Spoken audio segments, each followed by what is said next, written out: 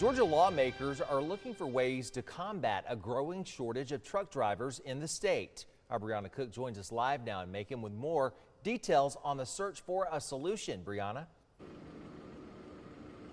Greg, the committee formed to study the shortage says it won't be a one solution fix all and that they're going to have to tackle it in various ways.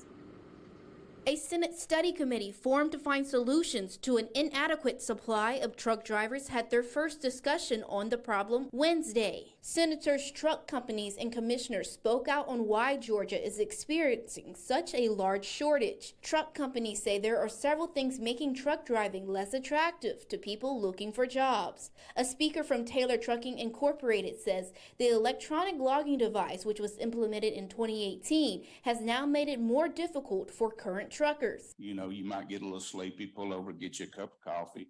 Well, a truck driver used to could pull over, log out, take a nap, 2 hours later, wake up and go back, you can't do that anymore. Once you start daily, you have to go. He also says it's a tedious process to become a trucker, not only for the driver, but also the company.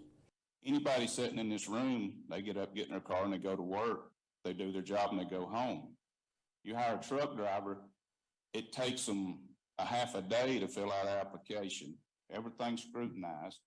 Then let's just say after he gets hired, then we as a company have to put in twice as much as the feds require to cover us, to protect us from these insurance. Commissioner John King says insurance for truck driving is also a headache. He expressed that Georgia is one of 4 states in the nation with a direct action law. Georgia does not allow an insurer to be named as a defendant